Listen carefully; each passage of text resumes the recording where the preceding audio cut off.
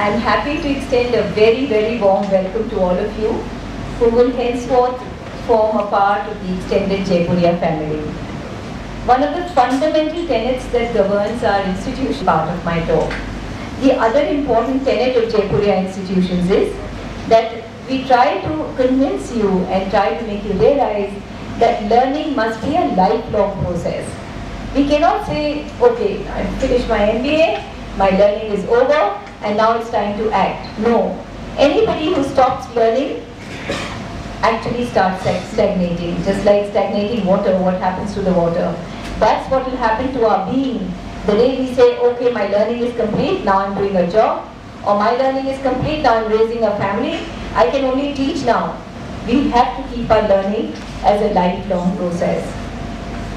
The role of Jaipuria Institute of Management is not only to impart academic learning, but help your personality to blossom from an integrated growth program that we have here.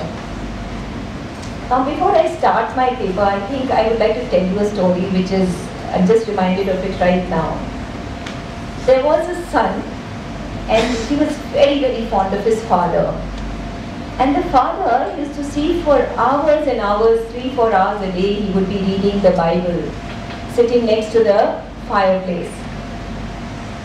And the son, because he used to idolize his father, one day when he was around 9-10 years old, he said, "Dad, what is it that you read every day for 3 hours?" So the dad said, "Son, I read the Bible."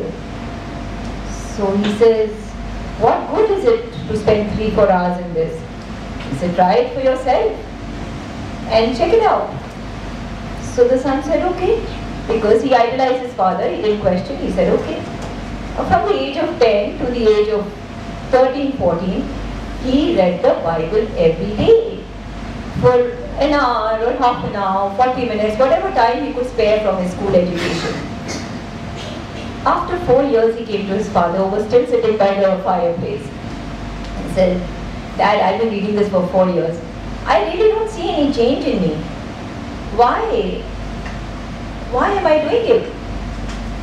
So the father said, "Son, it's really cold, and can you please just, this basket of coal, can you please put all this coal into the fireplace because it's getting cold and the fireplace is dying out." So the son put all the coal into the fire.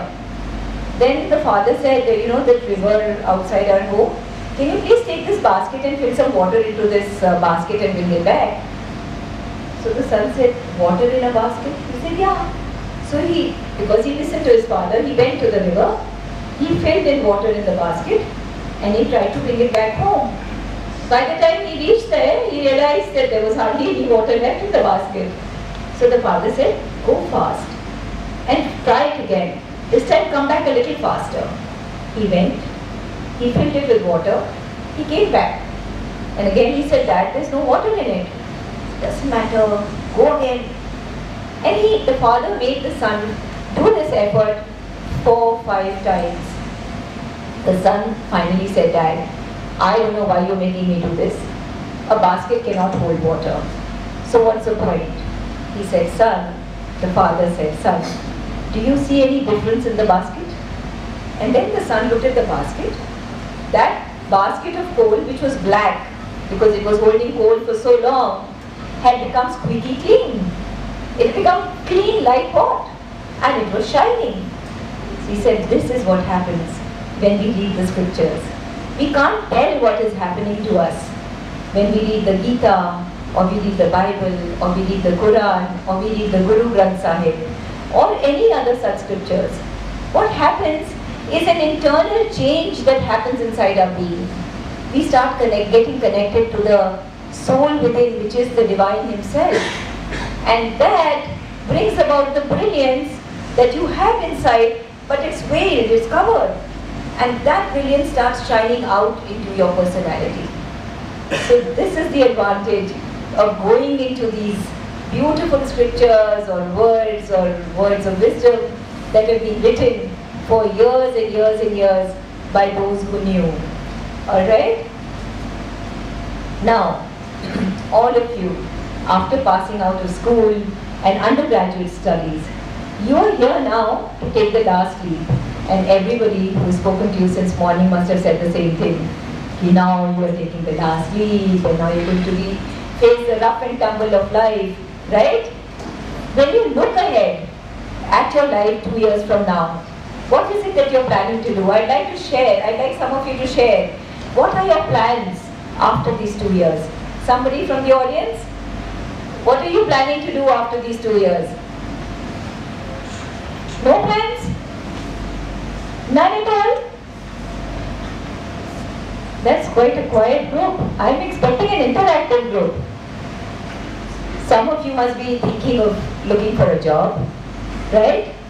Some of you must be thinking of becoming an entrepreneur, starting your own business venture. Some of you might be thinking of joining your family business, right? A few of you might be thinking of doing further studies. Is there any other option besides these 4? Is there? It's a pretty quiet group, huh? I'm going to get answers out of you. Just wait and see. Now all these paths seem very beautiful and exciting at the outset. But as you all know, all these paths, trying to get a job, trying to get a venture capitalist to fund your business venture, trying to enter into a job where your father is already the boss, all these paths are not going to be easy paths. They will be strewn with difficulties. And all the knowledge that you're going to learn here will no doubt hold you in good stead. But this is not going to be enough to serve you through those difficulties. Let's be honest about that. Yeah? Much more preparation is needed if you wish to live a life which is congruent with your dreams. All of you have dreams for the future? कोई तो कुछ बोलो, कोई तो अपना dream share करो. एक तो हाथ उठे जो बोले मेरा सपना है 2 साल बाद मैं ये करूँगी. Come on, what about you? What are you planning to do after 2 years? Yeah? Getting a good job. Getting a good job. What about you, sir? Yeah? Up, sir. हाँ. I want to be auditor. Huh? I want to be auditor. You want to be a Auditor. auditor? Great. I wish you all of you success. Now here I would like to tell you another story. The story comes from the Bible again. There is a story in the Bible of 7 girls in a village.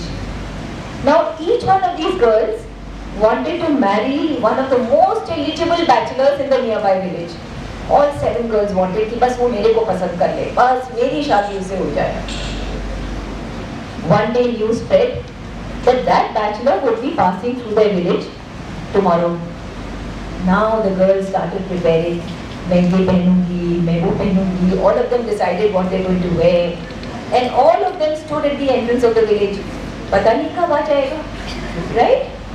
जब भी वो आए तो मेरे चेहरे की तरफ देखे और शायद मुझे पसंद कर ले. So all the 7 girls decked themselves up and stood at the entrance of the village. Now they waited from morning till afternoon till evening. He didn't come. It started becoming dusk. It started becoming dark. So the girls ran home to get themselves a candle. That it will be dark, and if he comes, he won't be able to see me in the dark. So they went to get candle and matches. One of them had come prepared with a candle and matches. And as fate would have it, he entered the village just at that moment when the 6 had gone to get the candle. He came, he saw, he conquered. Huh? As fate would have it, just at that moment the eligible bachelor entered the gates of the village, glanced on the face of this beautiful girl in the flickering light of her candle, fell in love with her, proposed, and eventually married her. What do you see here? It's very evident, it's not any rocket science. She who was well prepared for the circumstance could ride over the circumstance like a surfer. You know surfing? A depth surfer is able to ably ride over the most difficult waves. Why? Because his preparedness is so good. In contrast, the other 6 who were not well prepared missed the opportunity. People always keep talking about China. China is way ahead, China is way ahead. Why is China way ahead? Can anybody tell me why is China way ahead? No hands up, not yet. I've still lost, huh? But sooner or later I'm going to get some answers from you guys. China's way ahead because it believes in the policy, dig a well before you are thirsty. Yeah? You should be able to see what will be the difficulties that may happen in this way. And then you should be able to be prepared for facing that difficulty even before the difficulty comes up. Because once a difficulty comes, it's not so easy to prepare at that very moment. A difficulty comes to us because there is a disharmony. A disharmony between the situation of our life and our preparedness for that situation. Right or wrong? The circumstance has gone forward and we have still not been able to keep pace with it. Just like Yatish mentioned. He said, Yatish was his name, right? Yeah. So what did he say? He said that we have to keep pace with what is happening in the world. If we get left behind, people in our office who have kept pace with the circumstances, with what the world is offering to us, will move far ahead of us. We must be prepared to face life as it is going to give us circumstances. The employer that you are going to face for your job is looking for a particular personality. And if we are unaware of that, we are bound to face difficulties in landing ourselves a good job. Suppose we need a venture capitalist to fund our prospective business venture, but our presentation does not generate enough confidence in it. We are not going to get funding for that project. When an employer interviews a candidate for a job, he is looking for something beyond your academic brilliance. He is looking for a well-rounded, integrated personality. He is looking for a mind who is gaining strength from the intellect. How many of us know that our mind has two levels? Yeah? In English, yes, please. Yes, yes, yes. Conscious and a subconscious. Huh? Conscious and a subconscious. Acha, we are not talking about this conscious and subconscious. There is conscious and there is something higher than the conscious. Okay? What about you? What were you telling us about? Yeah? Conscious and subconscious level.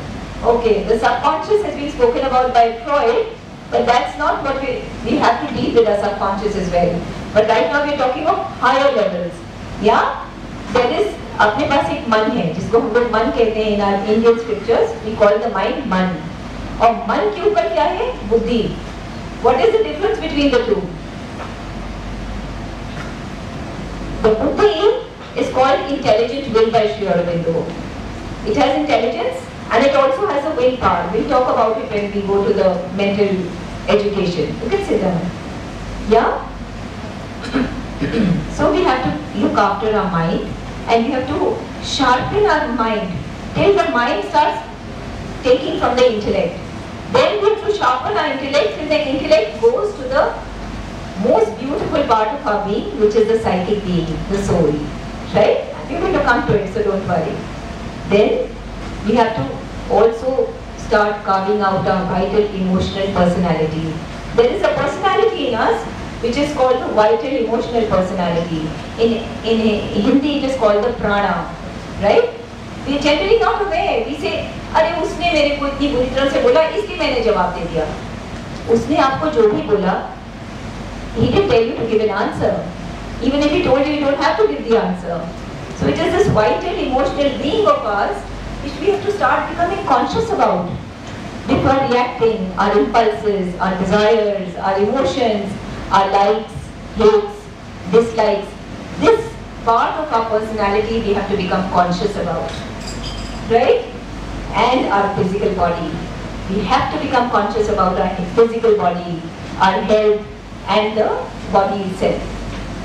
You may know verbatim all your management theories, all your management formulae, but your interviewer may be looking for something else.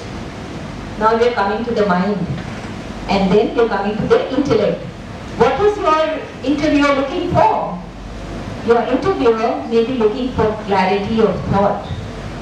Have you ever thought about it that when I am studying a subject, do I need to learn of that subject or do I need to become clear about that subject? There's a big difference. But clarity of thought is what your interviewer is going to test you for. Through his questions, he is going to judge your power of concentration, your capacity of attention, your power of discrimination, to be able to discriminate between this and that and choose the right one. That power of discrimination is going to be judged by your interviewer. He will judge your patience. Maybe he will even throw you off balance only to test the calm in your being, the calm that you have cultivated in your being. You see, we have to be able to access the intelligent will in our being. This buddhi in our being is what has to be accessed and utilized. And then this buddhi has to be offered into the soul so that it is connected to the soul. We'll talk about it. This faculty in our mind is higher. Our intelligent will has this clarity of thought. Our intelligent will has that power of concentration, has that capacity of attention, discrimination and patience. What we have to do is basically, this is what we have to do. We have to be able to expand our vision from a limited idea to a much wider vision. Imagine a scenario where you're putting before your teacher an idea. This is your thesis. But your colleague comes up with an antithesis, a completely different idea. Now if you have reached the power of discrimination, if you have widened your vision, what will you be capable of? You will be able to rise above the thesis and the antithesis to a station of thought where you can synthesize both of them together. So there is no conflicting opinion. And there is such a place where you can synthesize the two conflicting opinions. This is called expanding our vision. Are we all on the same page? All this will reflect spontaneously in you when you start developing a perfect calm, an equipoise, a conscious equanimity in your being. Every difficulty of your life will become an opportunity for you if you use it to widen yourself. When a difficulty comes, what do? Some hands up. When a difficulty comes, normally what do? We try to solve it straight away, like a reaction, like an impulse. This has happened, I am solving it. But if we give ourselves an intermittent 2 minutes, 5 minutes, 15 minutes of silence, and then we see how can I deal with it after widening my whole being. My consciousness is capable of widening itself. Don't impulsively deal with the situation. Don't impulsively deal with the difficulty. Then your point of view will become so wide that you will reach that point. That example that I gave, the difficulty is your opponent or your competitor's antithesis. You have a thesis, but you have not reacted. What you have done is you have widened your consciousness, and then you have gone to a higher point where you are able to synthesize both the theses into a synthesis. Every difficulty of your life. And don't you think you will be able to score more points than your competitor? Because the competitor will be saying, "Mera ye idea best hai." Right? Your professor is seeing that both of you are having a kind of an argument, or your boss will be seeing that both of you are having an argument. My idea should be put forward in the presentation.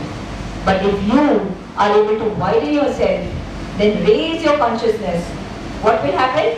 Your boss is going to see that he is not cancelling his competitor. He's saying what he's saying is right. A little bit of what I am saying is right, and both of them can be synthesized into a beautiful solution. The other thing that we can do with our intelligent will, our buddhi, is that we should be able to heighten ourselves.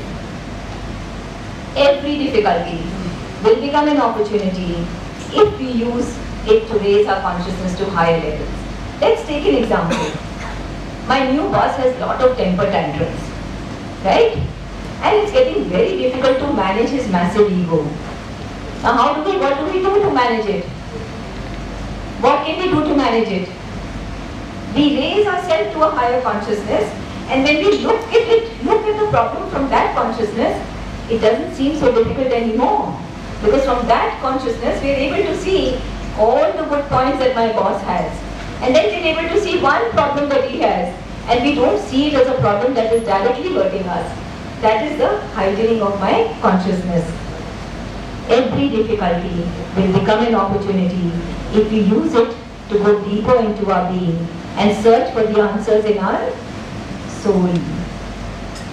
Inside our being, in the center of our heart cavity, is the soul, which we are hardly ever taught about in our education. And that is the main point of education that is missing all the way from school, college, everywhere. So if we are able to go deeper and deeper into our being and search for that light, that is going to give us the answers to all the problems of our life. Right? You will be surprised when you do this. You will see blossoming in yourself new qualities, subtle qualities, finer qualities than you ever possessed before. Like all other parts of the human being, your mind also needs some rest. Have you all ever thought about it? That our mind needs rest? So what do we do to rest our mind? Come on, tell me something. What do you do to rest your mind? Tell me. See a movie? Sleep. Very nice. Yes, sir. Yes. Meditate. Beautiful. Yeah, there's a hand at the back, please. Yes, please. I go to the gym. You go to the gym. Wonderful way to relax. Wonderful. Yes, sir? Do some work that makes us happy. Do some work that makes us happy. Very nice. Yes? Wonderful way to relax. Really wonderful. So this change of activity is very important because the mind must get rest. Now, there is another way of resting the mind, which somebody here said, I meditate. Whether you call it meditation, or you call it silencing the mind, or you just try to have nothing in the mind. Maybe we are not able to meditate, it's not so easy to meditate, but at least we can try to silence the mind. This kind of an intermittent rest once in a while, many times a day,